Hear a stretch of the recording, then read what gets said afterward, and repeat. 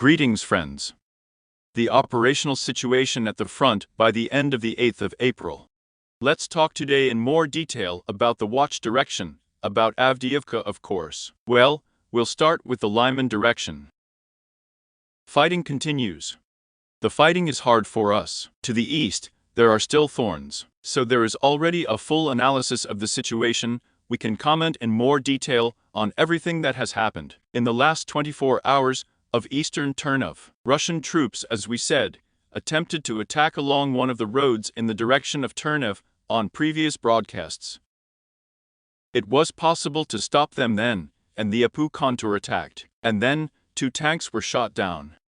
At the same time, it turned out that 1 tank was shot down, 1 remained in working condition, and the Apu fighters captured it approximately at the point where it is shown. Well, in fact, they have already pulled it into the thorns. Therefore, the situation here remains unchanged without any changes. Everything remains within the gray zone. The only thing that a number of Russian Ocinters watched today was repainted, but in fact, there was no red zone there, because the previous attack, which we talked about on previous broadcasts, was then repelled, so they did not gain a foothold there. Therefore, the fighting is very difficult. There are still moments that there is some activity in our direction, not Ternov and Yampolovka, but Torsky. But again, it has more of a positional character. There were published footage of the shooting down of one of the armored vehicles, but this is more, I would say, of the distracting nature of the action, so we do not fix any changes. We turn to the clock direction. We said on the previous broadcast that the main emphasis is placed on Bogdanovka, not so much on 5 Yar, as on Bogdanovka. Today, also by the end of the day, there is a more detailed analysis of the situation that is happening on our northern flank. Well, we'll start with Bogdanovka. So, the first point is that the Apu fighters published footage of a strike on one of the positions in Bogdanovka itself, where, it means, a unit of Russian troops carried out an attack and entrenched itself in a number of basements.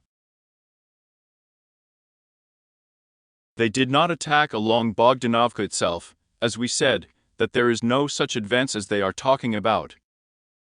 The full picture.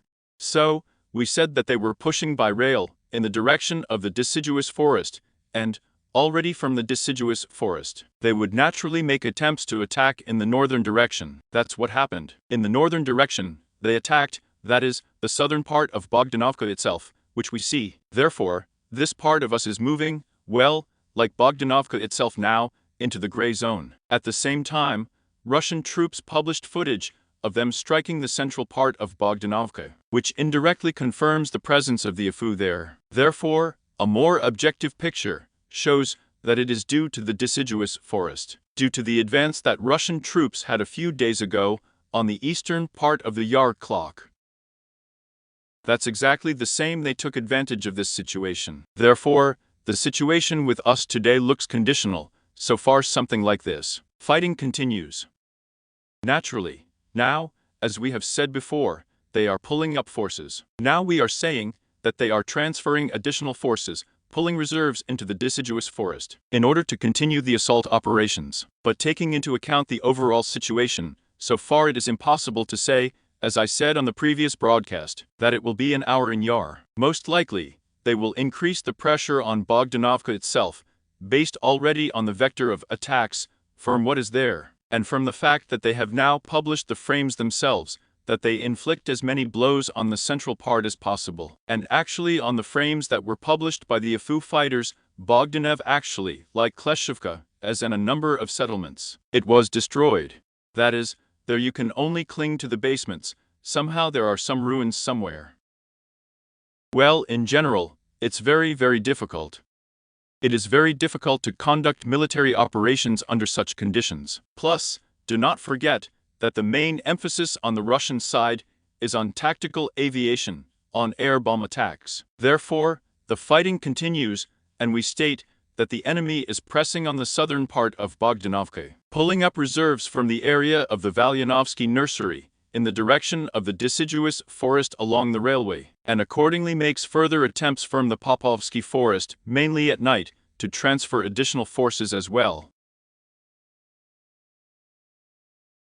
But here it is already a convention. Roughly speaking, the main point is the filling of the deciduous forest, which means that stormtroopers will naturally continue to put pressure on Bogdanovka.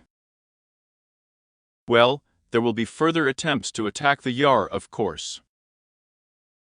It means that according to the very hour of Yar, there was also a lot of information and misinformation during the day, but in general, everything remains without significant changes. The main positions of the Russian troops are also on the eastern part, that is, there are several houses, a green street, where they are entrenched, basements, and the deciduous forest itself is also within the gray zone. It was not possible to advance further. This is according to the situation today at 1800 information. Well, we can also see from the visual frames that there are no apologies here. Everything that was published during the day, it does not confirm the information presented by the enemy. There was no new information on Ivanovskoye, as well as on the Kleshevka district. Here we are witnessing positional fighting. And we move on to the Avdiivka direction. Novokalinovo. We said the previous broadcast that there was an assault, we added a gray zone.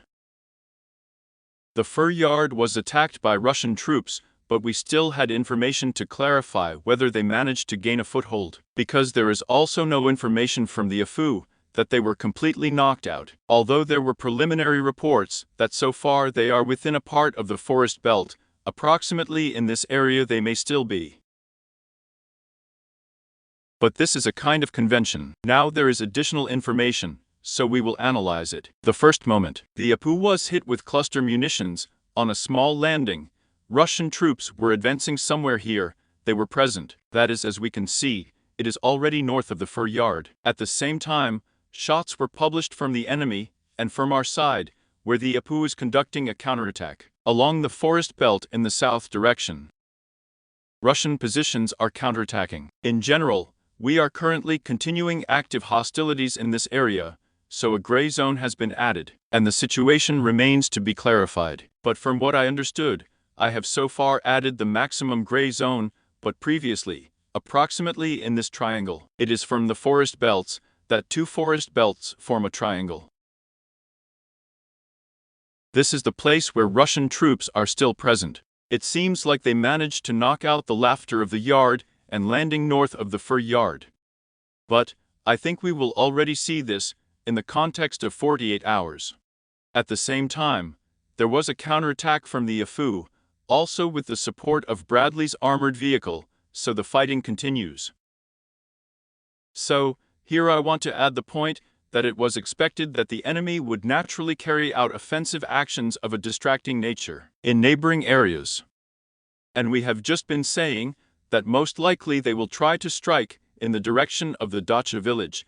Here they are. Carry out assault operations. We see that they have shifted to a slightly different locality a little to the northeast of these positions. Perhaps this is a tactic. We will see everything, I say, within 48 hours. The picture is not yet clear, because there are active hostilities. As for Burdik, without significant changes, as in the Semenovka area, the plot is thin Yasnobrodovka.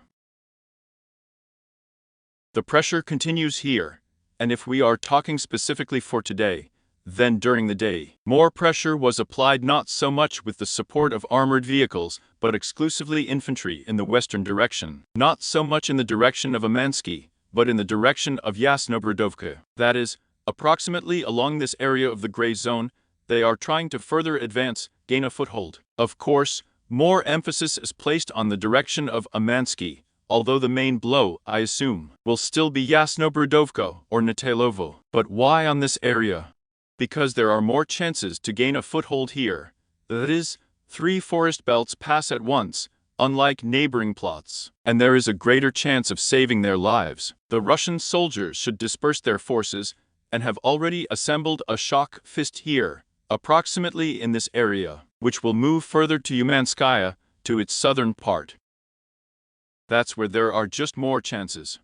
Well, although there are still reservoirs, which we talked about, field ones, but so far it is possible to repel attacks here without significant changes. According to the Mayday water, there is no Tailovo. We will sort them out together. So there is an update of some information here.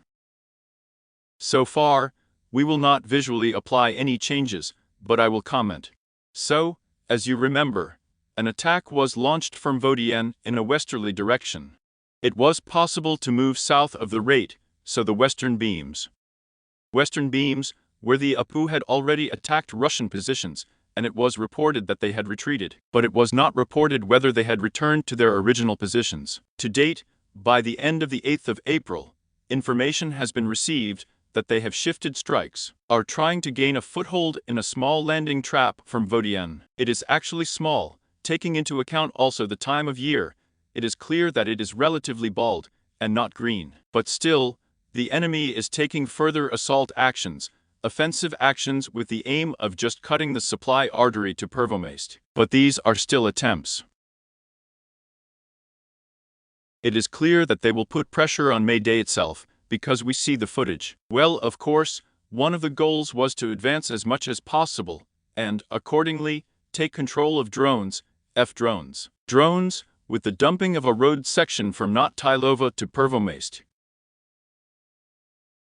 So far, it has been possible to repel these attacks without any changes, but there is again information that attempts are being made to gain a foothold in this small landing.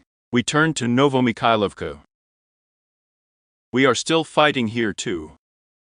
To the north, I would say, mainly in the north of Novomykhailovka. The main pressure is still the same as there was a dacha village of Mashinostroidal and attempts to gain a foothold. Move westward and gain a foothold in the neighboring forest belt where it was possible to repel the attack before. As we said on the previous broadcast, the Viso was repulsed, but we see that these attempts are not abandoned by the Russian side. In other words, there are new reports are coming in, that they are pulling up equipment, respectively, in a small landing in this area, and to the fortified area of the zoo. Most likely they will try to carry out new assault operations tonight, based on the fact that there are reports that there is their movement in the western direction. So far, we are stating fighting in the gray zone, but in fact, the situation is difficult in Novomykhailovka itself. Although we say that the enemy is focusing mostly to the north, but here along Central Street, along just the same intersections, and in the direction of the dacha village of Mashinostroidal, new assault actions are being taken. But so far that everything remains within the gray zone, as the situation is dynamic. And we will move on with you to the Zaporozhye section of the front, because today there was new information. Again, both recruitment and work. We'll start with the recruitment. We said the previous days that they were making a big bet in moving north, not so much in the northwestern direction from Verbovoy, as to the north, and further information was received, including from the enemy, that they were conducting assault operations. Actually, I would say, we have accumulated the necessary forces, and not personnel. I mean more for WAVs, more for ammunition. They have been transferred, and, accordingly, they are now increasing pressure in the northern direction, so there are battles going on. I will also comment on the work, because today there was information that. Let's go with the background. If before they attacked in the direction of the school, and one of the streets, we then commented on this moment with you. There were drops from the Apu drone on Russian positions along one of the streets. We left it in the gray zone. But now the strike is shifting to the next street east of the school. And not really, I would say even my map is accurate now. This area, it's already in the gray zone. It is noted by both Western and our centers because the pressure goes in different directions. Naturally, attempts are being made to catch on where Russian troops are possible at all. Naturally, more emphasis is placed on basements, and at the same time, due to the fact that they are expanding their zone of activity here as much as possible, they will subsequently, having transferred additional forces, try to carry out new assault actions in the northern direction.